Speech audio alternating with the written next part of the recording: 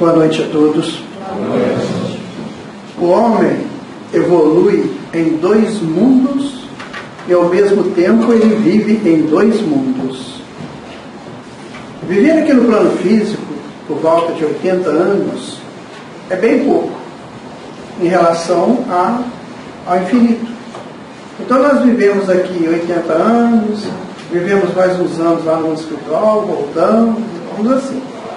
E nessa ida e vinda, nós vamos evoluindo, adquirindo experiências, adquirindo instruções, né?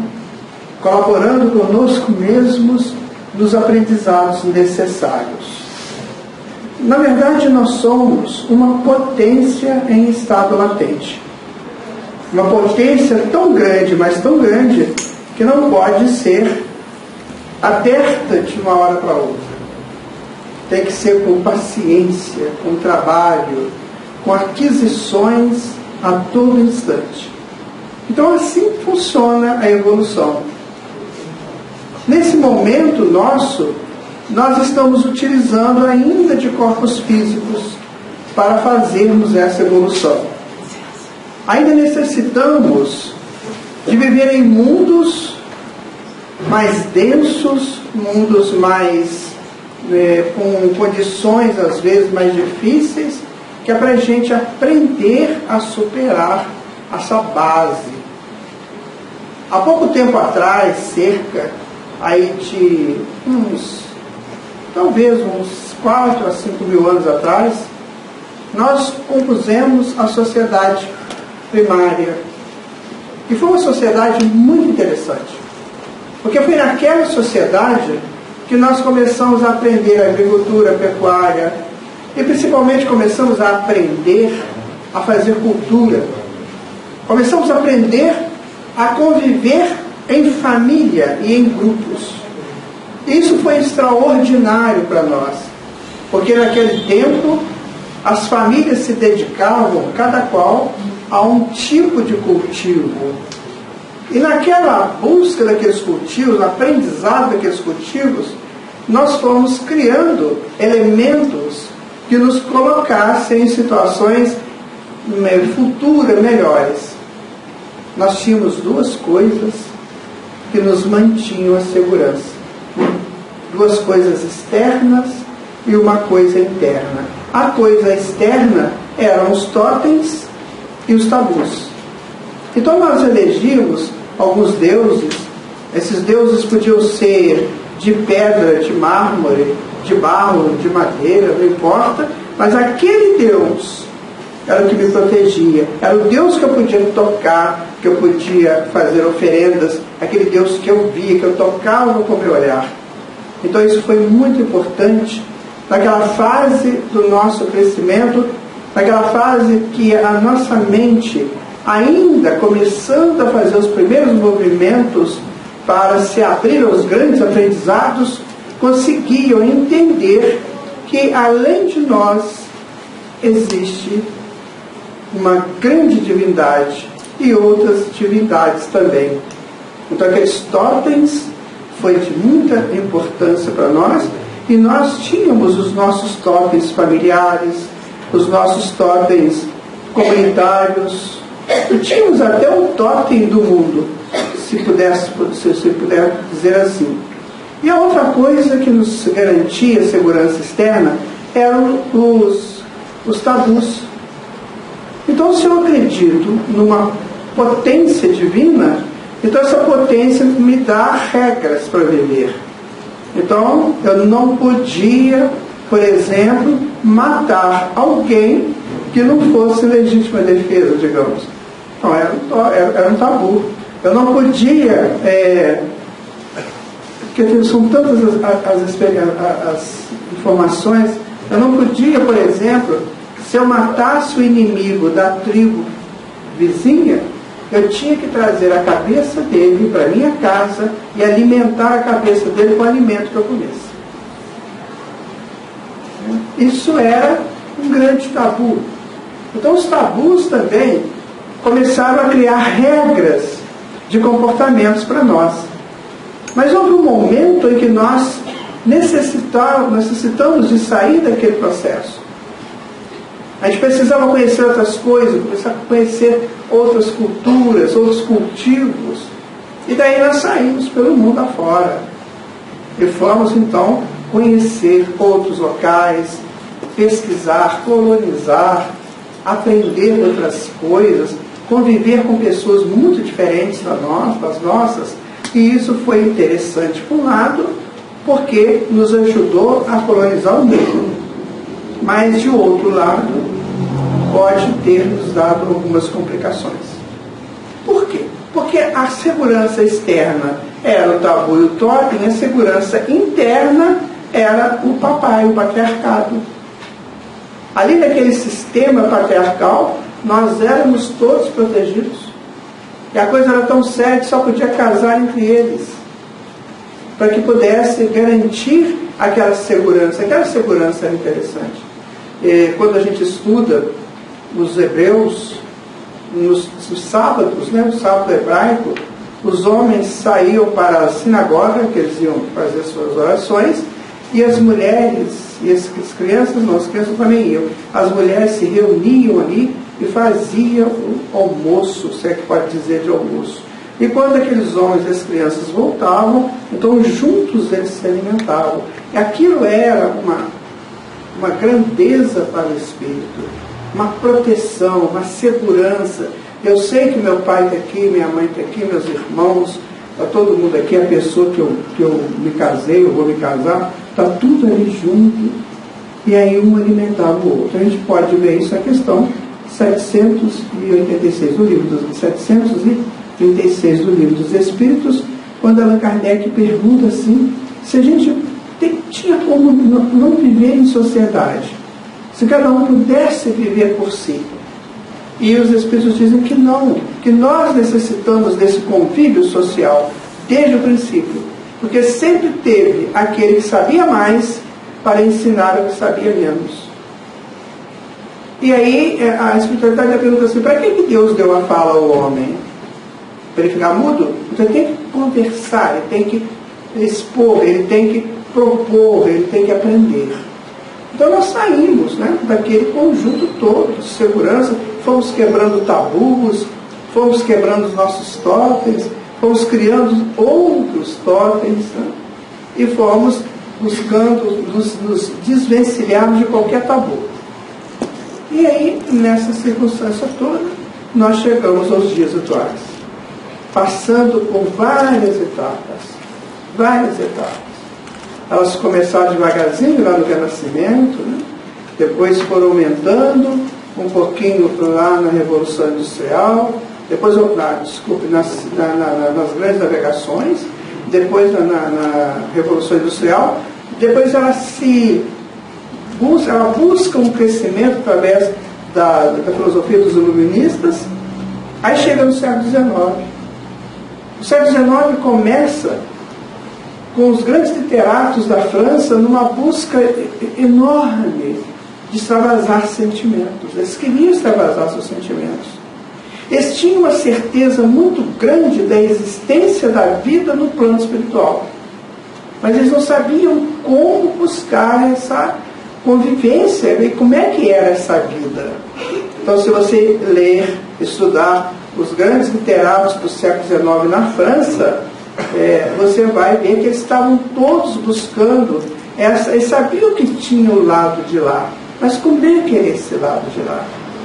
E foi quando Allan Kardec fez a codificação da doutrina espírita. Mas observe o seguinte, que Allan Kardec fez a codificação e lançou o Livro dos Espíritos em 1857. Antes de 1857, muitos literatos buscavam entender o que era o lado de lá. E depois de ter lançado o Livro dos Espíritos, outros tantos continuaram perguntando o que tinha do lado de lá. E a doutrina espírita ensinando a todos eles. E muitos deles refutando a doutrina espírita. Parece uma coisa paradoxal, né? Eu estou procurando uma coisa, a coisa está aqui na minha frente e eu não entendo, não busco isso aqui. Então isso caracteriza, quando a gente estuda a literatura francesa do século XIX, nos dá a impressão seguinte, que é o homem prepotente, que não quer aceitar que outro homem resolva o problema magno dele.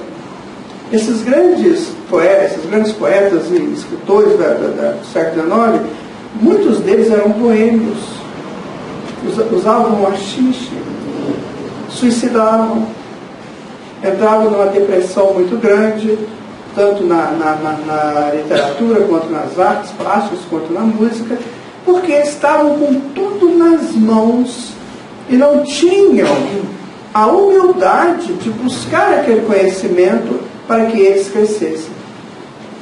Então, ao invés de eles se libertarem pela informação que estava na porta, dentro da casa deles, que era a França, o que eles faziam? Eles criavam conjuntos, grupos, para maldizer, né, da vida, colocando textos perigosos, né, onde o Satanás, o demônio, tinha um poder muito grande sobre as pessoas, né, inclusive sobre eles, segundo eles diziam, só que eles não explicavam o que era Satanás nem demônio, e ficava aquela coisa confusa, que foi fazendo um contraponto do avanço da ciência e das técnicas. Faz um verdadeiro contraponto, porque o século XIX foi fantástico nesse ponto. Mas, infelizmente, aquelas pessoas que estavam ali trabalhando, é claro que tem exceções. Né? O Victor Hugo é uma das exceções, que foi uma pessoa extraordinária, né? Dentro daquele contexto todo. Ele se aproxima de Allan Kardec, um outro, Victorien Sardou também, que se aproxima de Allan Kardec e vão buscando ali compor com ele algo de muito importante para a humanidade. E aí nós viemos nesse contexto todo. Muitas vezes nós interessamos por coisas boas. Outras vezes nós pegamos as coisas boas e colocamos de lado e introduzimos coisas não tão boas assim. E como nós temos um processo terrível porque ele é muito sério, de ação e reação. Então, no meu inconsciente, eu tenho arquétipo e tenho complexo. Todas as energias dispensadas para buscar o bem, para trabalhar o bem, eu fortaleço o arquétipo, que vai dinamizando a mônada divina. E toda vez que eu faço o mal, escolho errado, eu dinamizo o complexo. Aí eu vou vivendo essa coisa toda. Vamos vivendo isso tudo. Acontece que, quando nós chegamos no século XX, passados os primeiros anos do século XX, aí veio a Primeira Guerra, né? Que foi aquela destruição lá, e tentaram arrumar a sociedade. A gente vê isso nas buscas, na história, nas buscas das nações, de buscar uma estrutura para que eles se organizassem depois daquela devassa toda da Primeira Guerra. Não adiantou nada, veio a Segunda Guerra, que aí complicou mais ainda, e as pessoas ficaram completamente sem o eixo, até que aconteceu o término da guerra, mas o resquício ficou. Entramos na Guerra Fria, né? Entramos naquele processo todo. E aí, como é que fica o homem nesse contexto todo? Eu me lembro de um filme que eu assisti na época, um pouco depois, né, nessa época dos anos 70, por aí. Eu assisti um filme, tinha um casal, né, em que eles estavam prontos, né, para o casamento, quando houve aquele negócio do muro de Berlim, e separou o casal. Uma tristeza imensa aquilo tudo. Então, a gente fica pensando, é o contexto psicológico da coisa. Porque se você lê a história, você fala assim, mas resolveu, não, é um contexto histórico. As pessoas que estavam diretamente envolvidas com tudo aquilo, como é que elas ficaram?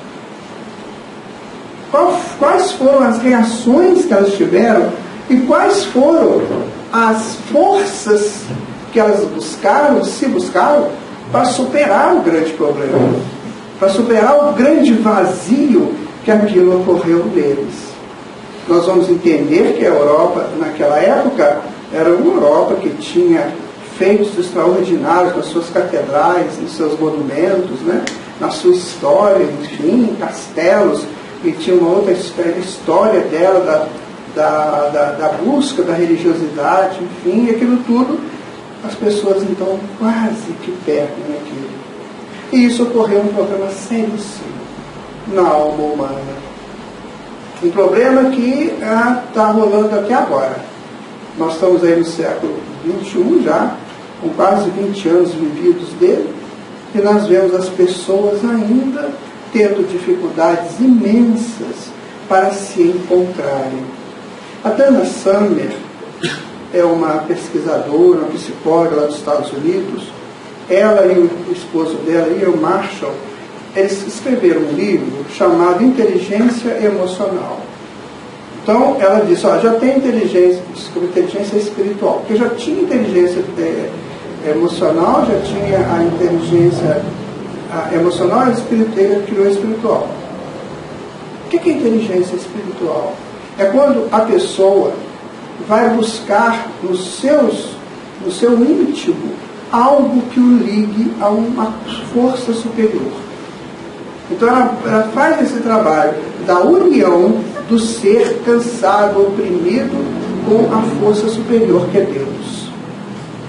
Então ela diz o seguinte, que o homem, nesse momento, praticamente, claro, com exceções, ele está assim, com muitos problemas com relação a medos. Que Joana de Ângeles também vai dizer isso no livro O Homem Integral. O homem está com muito medo. Então o homem tem medo, por exemplo, de não ter a coisa básica da vida. Eu chegar em casa e não ter como levar o alimento do meu filho. Eu tenho medo de sair na rua. Eu tenho medo de saber, de pensar que no final do mês vem conta para eu pagar, ou no princípio do mês. Então a gente vive em função, o homem vive em função desses medos. Medo dele não dar certo, medo dele fracassar, medo dele ser pisoteado, entre aspas, pelas circunstâncias. Então ele vive amedrontado. Por quê? Porque ele perdeu aquele elo que ele tinha lá no passado, com a sua família, com o seu grupo, né, que se mantinham juntos. E aí a Dana vai dizer o seguinte, no momento em que este homem está com muito medo, ele começa a estimular algo que está muito arcaico nele, que ele aprendeu lá no reino animal e quando ele transitava por lá. Ele vai desenvolver a raiva, vai desenvolver a violência, vai começar a ser agressivo, vai começar a matar, vai começar a estimular as coisas que desintegram completamente uma sociedade ou uma família. E fica muito, muito violento, muito raivoso, porque ele acha que a melhor maneira que ele tem para se defender é atacando. E com isso ele vai perdendo esse elo dele com o Criador dele. Porque ele vai buscando essa loucura, eu tenho que sobreviver de qualquer jeito. Então se eu não tenho hoje o que comer, eu vou assaltar, eu vou pegar do outro. Se o filho do outro pode frequentar um colégio bom, né, segundo os conceitos, então o meu também tem que frequentar. Então eu vou roubar para manter o meu filho ali. Nós fizemos um trabalho durante muitos anos, décadas, em escolas, e a gente via muito isso. Os pais desesperados porque não podiam dar para o filho uma condição que o amigo, né, dele dava para o filho dele. Então eram pessoas terrivelmente doentes, agressivas. Tudo que você conversava com eles, eles vinham com agressividade, sabe? Então o medo acontece. E aí o homem, depois que ele chega nesse nível, ele passa a ser muito presunçoso. O que é isso? Ele passa a querer mostrar para as pessoas que ele tem muita validade.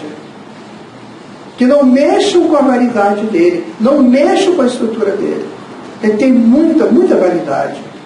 Aí ele começa a se impor em cima de uma coisa que ele ainda não é. E a gente vê muito disso, pessoas que às vezes criam páginas na internet e não tem muito conteúdo e começam a escrever coisas erradas e até fake news, para que as pessoas fiquem ligadas a eles e dando a eles um valor que eles ainda não possuem. Então ficam presunçosos, todo mundo quer ganhar muito dinheiro com blog, todo mundo quer ganhar muito dinheiro com as suas atividades, o meu trabalho vale muito mais do que o seu, e vivemos toda essa sociedade terrível que está aí hoje,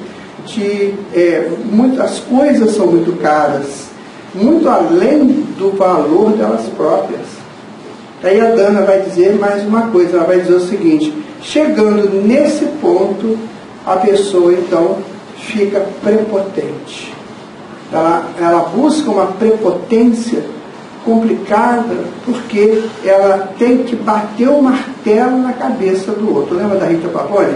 Eu vou pegar meu martelo e bater na tua testa até você acordar. Né? Que ela cantava assim? Vocês lembram, né? Então, esse é do nosso tempo. Aí a Rita falava isso: eu vou pegar um martelo e bater na tua testa até você acordar. E aí, o que acontece? Essas pessoas começam a bater na testa dos outros. Começam a bater mesmo, sabe? Às vezes uma reunião de família e lá aparece um, né, querendo criar problema. Numa festa, no casamento, naquela festa, aparece um querendo criar problema. Então, aquele que mais agrada esse grupo é aquele mais engraçado. E o engraçado, então, ele começa a botar as suas ideias travessas nas cabeças das pessoas. Então, esse é o problema. E aí o Michael Sandel, que é um professor da Universidade de Harvard, ele coloca duas coisas interessantes aí no meio. Ele fala assim: o que está acontecendo na atualidade é que os discursos são discursos vazios. Não tem conteúdo. Você, por exemplo, eu tenho um filho adolescente que quando ele vai assistir a uma determinada aula de uma matéria, ele pega o celular e fica jogando. Eu falei para ele assim: para que você faz isso? Ele falou assim: porque ele dá 10 minutos de aula e 40 e 30 minutos de bobagem. Então eu não quero ver bobagem. E o professor não percebe isso. Não percebe. Ele continua com o discurso vazio dele. Então, se ele tem uma postura política, ele quer impor a postura política dele. Né? Se ele tem uma postura, por exemplo, se ele gosta de um clube de futebol, ele fica querendo impor o clube de futebol na cabeça do outro, o dele. Então fica um discurso vazio. E esse discurso vazio não alimenta. A doutrina espírita tem um livro chamado Nos Domínios da Mediunidade, escrito por Chico Xavier, que a André Luiz passou para ele. E lá tem, no início do livro, tem uma conversa do Aulus, que é o mentor, o instrutor do André Luiz. O Aulus diz o seguinte: que o homem necessita permanentemente de compensar vibrações. Né? Isso é interessante. O que é compensar vibrações? Eu estar numa situação que aquilo me agrade. Então compensa a minha vibração. Então vamos imaginar que eu goste de música samba, por exemplo. Né?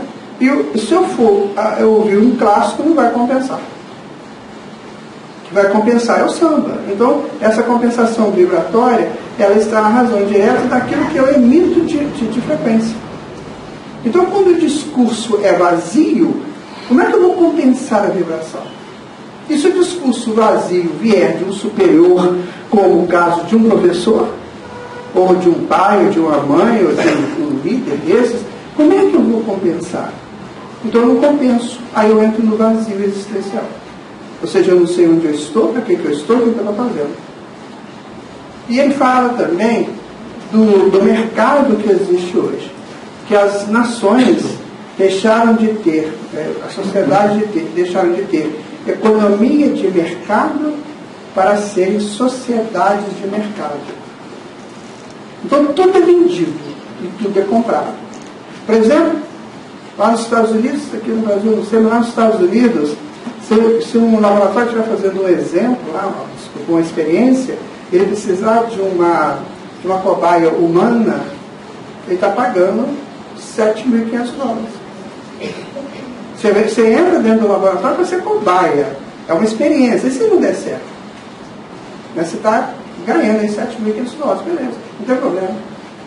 Ah, estou precisando de um rim. Você vende um rim, tranquilo, sem problema. É compatível? Pode tirar. E por aí vai. A gente está vivendo essa sociedade. Então, as consequências disso são gravíssimas. São muito graves. Por quê? Porque isso o homem não se justifica nesse ponto. No máximo que ele consegue é criar uma rotina, automatizar a sua mente. Então, por exemplo, eu não procuro mais uma coisa que me faça crescer. Então, o meu trabalho é esse, eu vou fazer só isso. Ah, porque o patrão não me paga mais, né? Se me pagasse mais, até fazia melhor. Mas é o patrão que vai ganhar isso? Ou ele? Então, ele perde essa referência da evolução dele. Então, imagina, quando você está numa empresa, e essa empresa trabalha com uma linha de produtos, por exemplo, então você está trabalhando com um produto. Daí você tem que buscar entender o outro produto. Não é? Porque aí você cresceu. Mas é diferente. Se você está trabalhando num produto, automatizou o que você tem que fazer, e aí você fica na zona de conforto, tudo automático, se te mandar para outra sessão, você vai pegando. Você não quer fazer outra sessão. Então, essa questão do trabalho, ela perdeu a essência dela, porque é pelo trabalho que o espírito dinamiza a sua evolução. O trabalho é isso. O dinheiro que se recebe é consequência, e consequência justa. Mas o mais importante do trabalho, segundo o Livro dos Espíritos, é você aprender pelo trabalho. Então, se eu entro, por exemplo, numa empresa que ela tem um potencial enorme, como eu trabalhei 23 anos, numa grande empresa, era a 11ª do mundo, né, aqui no Brasil, e eu entrei lá assim, né, o que não tinha, que a pessoa não queria, gostava de fazer, manda agora sim. Eu chegava lá de manhã, né? Não, eu tinha uma coisa legal, que era sexta-feira, o expediente terminava às 6 horas da tarde. 5h30 o chefe me chamava. Eu sabia. Porque eles faziam assim, sexta-feira, 5h30 da tarde, para você não brigar. Eles não podiam mandar embora, era uma sociedade, era uma empresa de economia mista. Então, para mandar embora, eu tinha que fazer uma coisa muito errada, né? Aí chegava lá às 5h30, sentava e falava assim, para onde eu vou segunda-feira? Eu já falava assim, para onde eu vou? Aí um dia eles mandaram eu ir de motorista para a pessoa que trabalha com carro na rua. Passando carro, vocês já viram isso aí, né? E eu não sabia fazer aquilo, eu não entrei na Telemig para fazer aquilo, ser motorista deles. Eu entrei na Telemig para fazer projetos, para fazer outras coisas, né? Aí eu fui dirigir, né? Cheguei lá, parava o carro e eles estavam lá trabalhando, eu não sei fazer, não tenho a menor ideia de como faz aquilo, como que faz conexões de fios, eu não sabia fazer aquilo e nem tinha interesse de aprender também não. Então não era a minha atividade, eu estava quebrando um galho, aí passava gente, me via sentado no carro e eles trabalhando, aí pronto, você já viu o que eu escutava, né? Então, minha gente, é muito complicado, são provas que a gente tem. São provas que a gente vai tendo para aprender a dinamizar. Eu cheguei lá na Telemig, que era a empresa que eu trabalhava, que era a Teleste, né? Eu cheguei lá como fazia orçamento de cabeação para telefone em sítios, fazendas. Né? Eu saí de lá, técnico em telecomunicações, projetista. Por quê? Porque o senhor me mandando eu ir. Me mandando eu adorava. Para onde que eu vou agora? Né? Para onde que eu vou? Porque eu estava só aprendendo. Sabe? Então eu pensei assim, se eu ficar aqui na zona de conforto, por exemplo, eu trabalhei muitos anos na prancheta, desenhando em prancheta, não existia isso. Né? Se eu ficasse ali só na prancheta, eu não sabia mais fazer mais nada que fazer desenho técnico, que já era muita coisa, mas tinha coisas superiores àquilo. Então o trabalho tem que ser buscado por nós para isso, porque senão vira uma rotina. E a Joana de Ângeles vai nos dizer que uma rotina é como se ela vai funcionando como se uma máquina ficasse emperrada. ficasse sem óleo. Então a máquina vai, né? Vai ficando sem óleo e chega um determinado momento que ela para. A rotina faz isso conosco. Então é preciso que nós tenhamos essa noção de que rotina não é bom. É bom o aprendizado. Agora, aprendeu, sabe fazer, tente fazer um movimento além. Ah, mas a empresa não me dá essa chance. Não tem problema. Você aprende. Você busca pelo conhecimento. Você estuda, vê no YouTube, sei, busca. Tem que buscar. Então é isso que a Joana fala sobre rotina. Porque se você não tiver esse dinamismo de crescer cada vez mais, aí você vai chegar na ansiedade. Estou ansioso, estou ansiosa. Por quê? A vida não contribui comigo. Eu já nem sei mais o que vai acontecer amanhã, depois e depois. Aí eu entro naquele processo terrível da ansiedade. A ansiedade, ela vem de uma raiz latina, antiete, ou antietá, que significa uma perturbação. É uma perturbação, a pessoa não está no estado normal dela.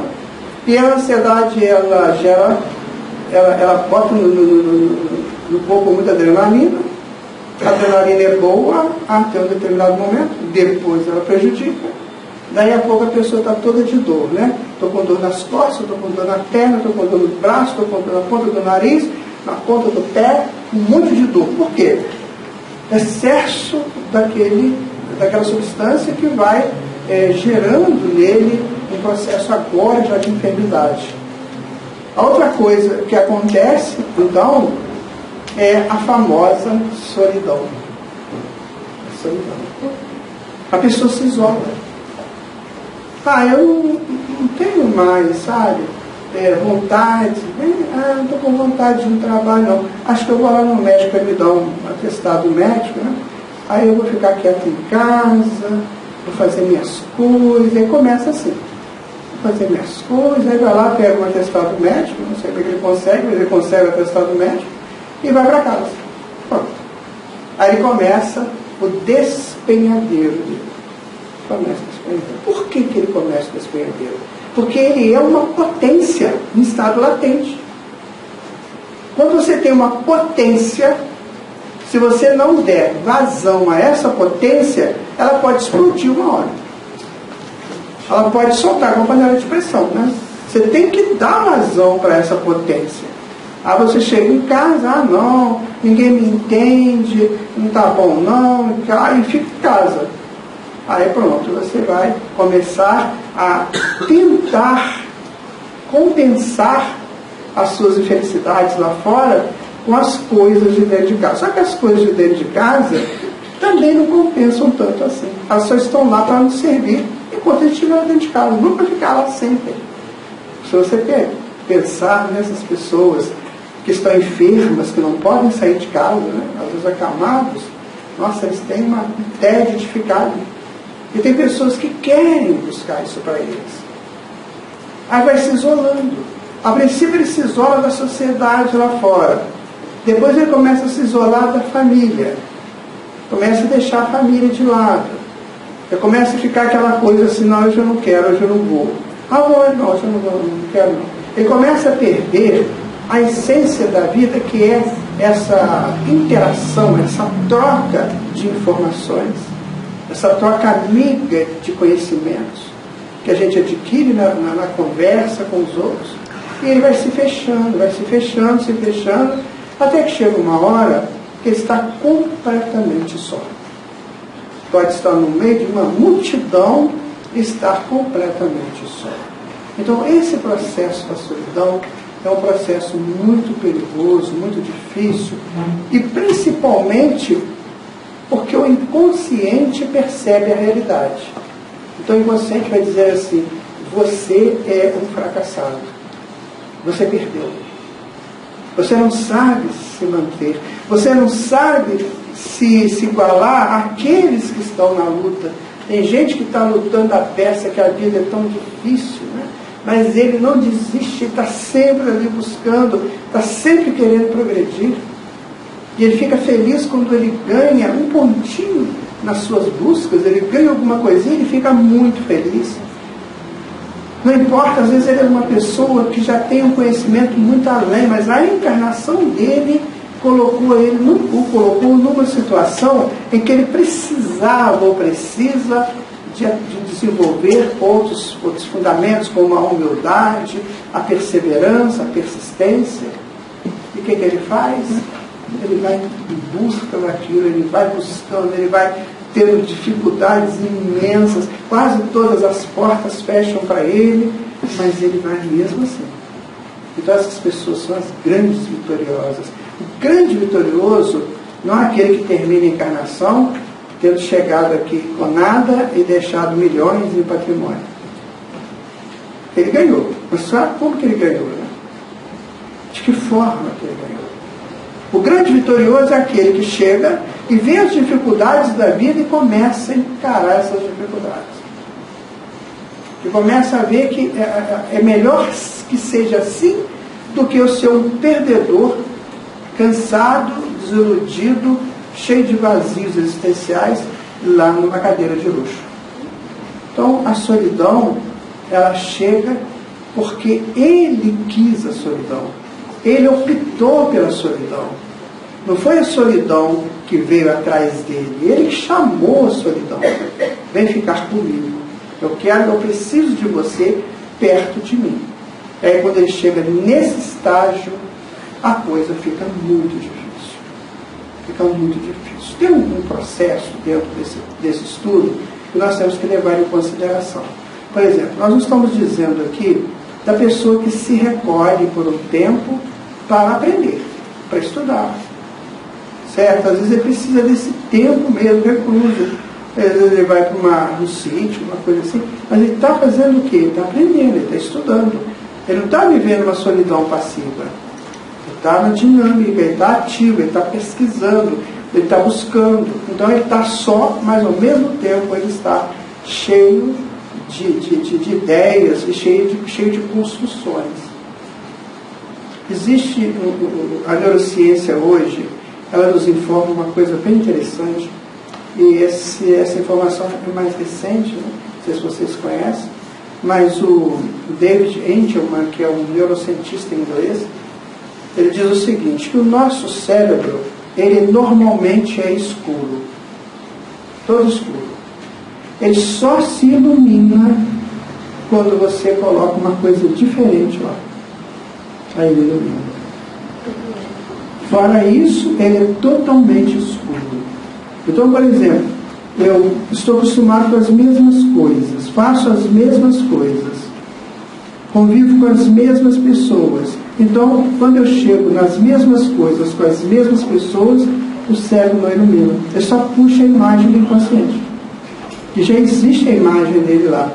Agora, quando eu busco um conhecimento novo, por exemplo, eu vou assistir uma conferência, uma coisa assim, eu estou atento ao que está acontecendo, que a gente tem que estar atento. Né? A gente tem que estar observando o que está acontecendo. E aí eu vou iluminando o meu cérebro. Um dia desse eu fui assistir uma aula de medicina chinesa. Minha gente, eu boiava o que boiava, né? Mas eu estava lá. Eu não importa, eu estou aqui. Eu ficava lá prestando atenção e a moça falando aquelas coisas. Ai, nossa, como é que está? Mas eu sei que meu cérebro estava iluminado. Eu estava buscando entender. Aí peguei aquelas imagens que ela deixou lá, eu gravei aqui, eu cheguei em casa, eu peguei um livro lá, uma coisa qualquer, aí eu fui ler. Aí eu já tinha o início do estudo comigo. Sabe? Então a gente tem que estar sempre iluminando o cérebro, senão vai acontecer Alzheimer, né? Pode acontecer AVC, pode acontecer perdas de memórias, ainda que não sejam Alzheimer, mas perdas de memórias muito sérias. Então, o que a espiritualidade fala? Gente, vocês são essências divinas, são potências divinas. Não deixe que isso apague em você. Não permita que isso fique para depois. Dinamizem isso dentro da tua atividade, dentro do que você estiver fazendo agora. Porque o importante é o que você está fazendo agora. não é o que você fez ontem, não é o que você pode fazer amanhã. Agora, o que eu estou fazendo agora, neste momento? E quando a gente tem uma vitória, né, muito grande, a gente fala assim, meu Deus, como foi? Eu consegui fazer. Na questão 495 do Livro dos Espíritos, Allan Kardec pergunta se nós temos, né, espíritos que nos protegem, um espírito protetor. Então, ele explica o seguinte, que cada um tem um espírito protetor, só dele. Né? Então, cada um de nós tem um espírito protetor. Pode ter sido um pai do passado, uma mãe, né, uma pessoa muito amiga, uma pessoa muito querida. Então, ele vai nos proteger. Ele vai nos ajudar o tempo todo, segundo está lá na questão. Aí o que ocorre? Vamos imaginar que uma pessoa não queira essa proteção. Ele quer fazer só o que está na cabeça dele. Então, o que o Espírito faz, esse guardião? Ele afasta um pouquinho e deixa a pessoa fazer. Porque a pessoa vai errar e vai buscar de novo. Então, ele nunca se afasta daquela pessoa. Olha que interessante. Então, nós somos uma potência crística, em estado latente, né, em período de evolução. Nós temos um espírito protetor que nos ajuda, que nos guarda, que nos orienta, que nos impulsiona para frente. E nós temos a vida no corpo que nós ganhamos. E a gente não quer. Uma grande parte não quer. Prefere entrar nas reclamações, aquelas lamúrias que não param. Então a solidão, minha gente, ela é um produto da minha escolha. Papai do céu não vai mandar solidão para mim. Eu escolho a solidão. Como é que eu saio da solidão? Joana de Ângeles conta que quando o bebê nasce, ele precisa da mãe por perto. Por quê? Porque a mãe ficou com ele 8 meses, 9 meses no útero, e o bebê pegou toda a frequência da mãe, pegou o calor da mãe, pegou a voz da mãe, pegou tudo da mãe. Então, quando ele nasce, ele precisa da mãe, para dar aquela continuidade na vida dele. Daí a pouco ele vai precisar do pai também, mas principalmente nos primeiros momentos ele precisa da mãe. Ele só vai se sentir seguro, feliz, se tiver a presença da mãe e do pai. Ah, mas e essa mãe morreu no parto? Mas a coisa é bem programada, então virá uma pessoa já mais ou menos preparada para assumir aquele lugar. Enfim, ele precisa dessa proteção plena para que ele possa crescer em paz, para que ele não tenha medo, para que ele não sinta raiva, para que ele não tenha ansiedade e não sinta só. Certo? Vai chegar uma hora que ele vai tomando conta da existência dele, mas aquele processo do início foi para ele o processo de segurança. Então ele coloca, olha, se o bebê faz isso tão magistralmente, por que nós também não podemos fazer depois de adultos?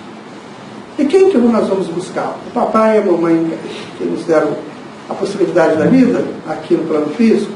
Não, nós vamos buscar o nosso pai, que é Deus. Então essa ausência de Deus no homem é o grande causador das enfermidades do próprio homem.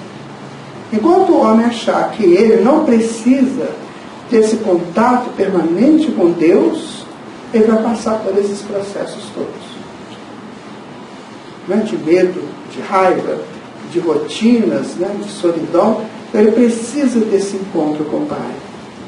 Esse encontro extraordinário com o Pai. Esse momento em que a criatura conversa com o Criador.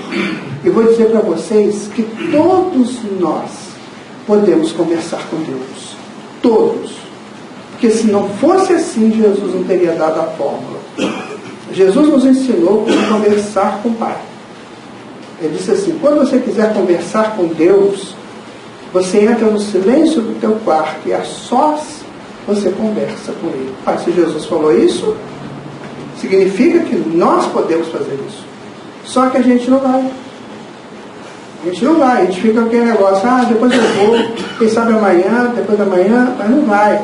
Entra no silêncio do quarto, sozinho, faz uma prece. Fala para ele, pai, olha, não fica fazendo esses petitórios, não, sabe? O negócio petitório que é complicado. petitório é complicado. A gente deve, assim, conversar com Deus tem que ser um momento de extrema nobreza do espírito. Pai, eu não estou bem, estou passando os problemas aqui. Eu sei que o Senhor pode me ajudar, mas se o Senhor não puder me dar a cura, pelo menos o Senhor me ensina o caminho. Tem gente que vai pedir a Deus o seguinte: Pai, se dá um jeito aí, me resolve meu problema que eu já estou precisando, né? Aí fica difícil, porque ele já corta a frequência com Deus. Conversar com o Pai, às vezes a gente começa a entabular palavras, aí você para e só pensa. Aí o pensamento vai fluindo, você vai conversando com ele. Se ele não te responder naquele momento, ele te responde depois. Isso eu já tenho experiência de sobra na minha vida. Quantas vezes eu busquei? Quantas? Ele me respondeu tranquilamente. Então ele é nosso Pai. Ele é meu Pai, é Pai de todos vocês, e todos nós podemos conversar com ele. Não tem ninguém especial entre nós, humanos, né, que tenha só esse privilégio de conversar com Deus. Não, todo mundo tem. O próprio Jesus disse: todos vocês. Então, minha gente, é isso. Nós estamos entrando agora no Setembro Amarelo, né? Porque muitos suicídios acontecem por causa de solidão, sabia? A pessoa se isola, e aí depois não busca essas saídas da solidão, que é esse dinamismo, a volta ao convívio social, a volta a entender como que a vida preparou para a minha encarnação, como é que foi acertado, porque às vezes eu fico rebelde na minha encarnação. Eu não acredito que eu pedi isso, não. Não fala assim. Você não pediu, você implorou de joelhos. Aí tem gente que fala assim: não pedi isso, não. Não é você não faz isso. Com certeza. Mas tem gente que faz. Você está doido que eu vou pedir um ataste desse na minha vida, sabe? Então, gente, vamos com calma. Doutrina espírita é bom senso. Nada acontece por acaso. Então, tudo tem uma razão de ser. Se eu não sei agora, daqui a pouco eu saberei. Se eu não souber daqui a pouco, o dia que eu desencarnar, ficar lá e vou saber: poxa vida, eu não sabia que ouvir palestra do Guaraci era bom para mim, aquela chatice era bom para mim. Tá vendo? Então, o problema do suicídio, gente, é sério. Vou contar para vocês como é que funciona, para vocês nunca esquecerem, nunca pensar em fazer uma doideira dessa, e também passar para que vocês puderem. Olha só, na verdade nós temos 7 corpos, ok? Corpo físico, duplo etérico, perispírito, corpo mental, quinto corpo, vontade divina, o amor divino e a mônada. 7 corpos. O duplo etérico está pertinho do corpo físico e perto do perispírito. O duplo etérico, ele nasce junto com o corpo físico, ele é criado junto. O perispírito não, o perispírito já vem com ele, mas o duplo etérico é criado junto. Esse duplo etérico, ele contém nele todas as energias que nós precisamos. As energias do fluido vital, as energias que nós recebemos do cosmos, da terra, da natureza, das pessoas. Então ele retém essas energias e dinamiza o corpo físico. Se o fluido vital acabar, a pessoa desencarna. E se o duplo etérico também tiver uma questão lá qualquer, o corpo físico sofre as consequências, certo? Quando Jesus ressuscitou aquele pessoal lá, o que ele fez? Ele foi lá no duplo etérico e energizou o duplo etérico. Aí os espíritos voltaram, eles não estavam mortos, voltaram à vida normalmente. Então o duplo etérico, ele nasce com o corpo físico e desaparece quando o corpo físico morre, ok? Concordam? Não. Numa situação isso não acontece, que é a do suicídio. O sujeito que suicida, por exemplo, ele está com 25 anos, falou assim, suicídio de jovens ali, né? Já tem 25 anos. Ele vai lá e pá, dá um tiro e mata o corpo físico. Só que o duplo etérico dele tinha fluído para 70 anos. Ficaram contando quantos? 45. Aquele fluido vai ter que ser desgastado em 45 anos. Como? No princípio, o duplo etérico fica junto com o corpo. Ele é parceiro do corpo, né? e transmite para o perispírito, automaticamente para o espírito, as sensações do corpo. Os vermes comendo, tá? Aquele cheiro, né, o odor, a decomposição, aqueles arreamentos do corpo, que o corpo vai se arriando, né? Então ele vai sentindo aquilo tudo. Ele começa a ficar maluco. Em determinado momento, os vermes começam a comer o cérebro do corpo físico. Ele começa a achar que está comendo o cérebro dele. A dor inerrável, segundo André Luiz. O que eles fazem? Eles vão para essas regiões lamacentas e se chafurdam na lama para ver se não sente. É melhor o cheiro da lama do que o cheiro que ele está sentindo. Então ele fica preso até o corpo decompor, até aquela coisa toda, até ele poder ser resgatado. Mas ainda assim ele tem muitas dificuldades. Então a pessoa que suicida, ele marca... Ele vai para aquele hospital? Mas aí tem que passar um tempinho, né? Só mesmo se em caso de suicídio, o suicídio tem agravantes e atenuantes. Mas não vai pelo atenuante, não, porque atenuante mesmo assim é ruim, aliás. Vai pelo agravante. Quando já viu uma pessoa com suicida, ela está revoltada. Né? Está revoltada, por isso que eu suicido. Eu estou fugindo da vida. Não quero saber disso aqui. E como não tem nada depois, eu vou me matar. Só que não mata. Aí fica lá naquela agonia, aquele sofrimento. Aquele sofrimento, é claro que Jesus, né, Deus não quer ver ninguém sofrendo. Mas a pessoa só para de sofrer se ela desejar também. Porque ali junta o arrependimento e junta a culpa. Porque ele viu que não morreu. Não adiantou, ele está aí passando um aperto terrível. Então, guardem isso com vocês. O que morre é só o corpo físico. Nem ele morre, transforma, né? E os outros 6 corpos ficam. E aí ele vai ter dificuldades com isso. Vai ter que saber lidar primeiro com os processos mais agressivos, né? Que é a decomposição do corpo, que ele vai perceber tudo, vai sentir todos os cheiros da decomposição, vai sentir toda aquela angústia, depois o arrependimento, a culpa. E se ele for cremado?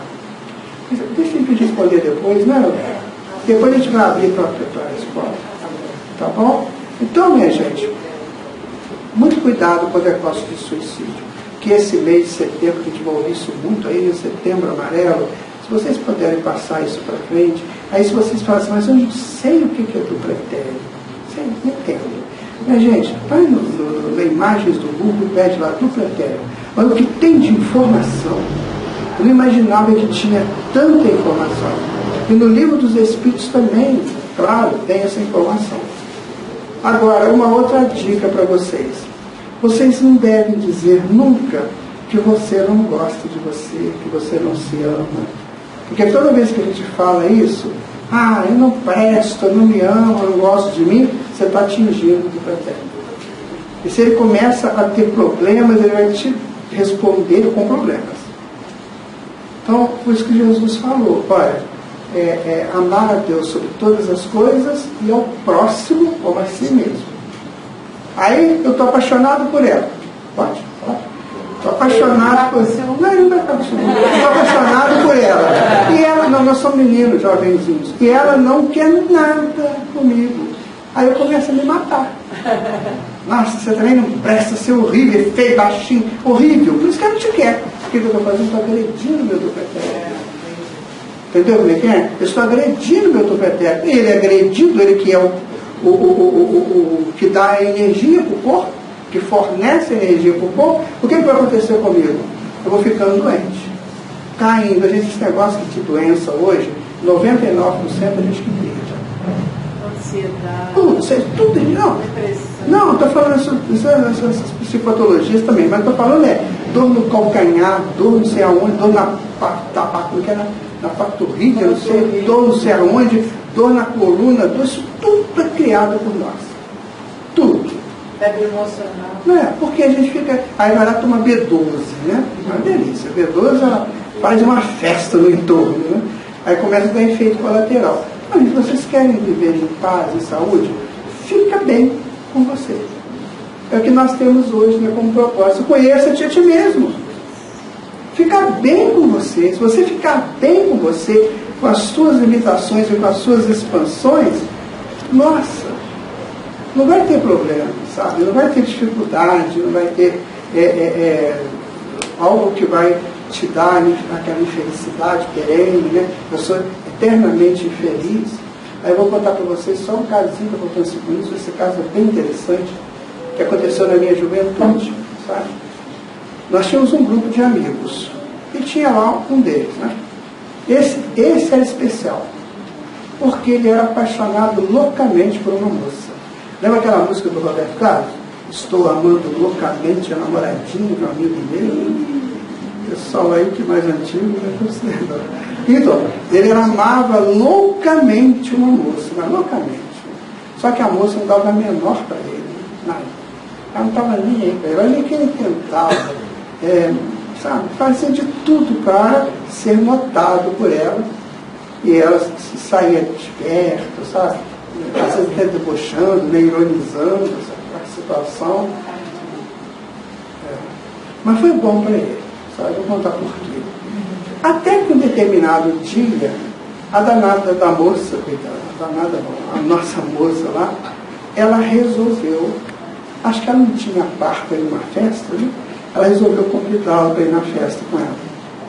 Nossa, porque ela convidou para ir na festa. E era uma festa no sítio, era um aniversário, não sei de quem, e eles iam levá-lo de carro, tá? Iam pegá-lo de carro com ele. Nossa, ele ficou louco, ele ficava falando com a gente assim, nossa, agora vai dar certo. Comprou um terno. Naquela época era assim, né? Terno de linho branco, sabia? Aqueles filmes antigos, aquele povo de terno de linho branco, aquela gravata azul, royal, assim lindo demais. Né? Aquele sapato brilhando, de engraçado. Aí chegou no sábado, na hora certa, né? Ele vestiu o terno, um dele se arrumou, se ajeitou, perfume era bravo, mas botou uns perfumes lá e foi. Só que tinha chovido antes. Quando ele vai atravessar a rua, o que acontece? Passa um carro numa poça d'água, dá um banho maravilhoso. Aí o rosto dele ficou lama pura, o terno branco virou marrom, aquela coisa. Aí ele falou que a mãe do motorista era uma senhora muito elegante, que podia ir em paz, e voltou para casa, não tinha mais jeito, não tinha como ele. Voltou para casa, muito chateado, viu?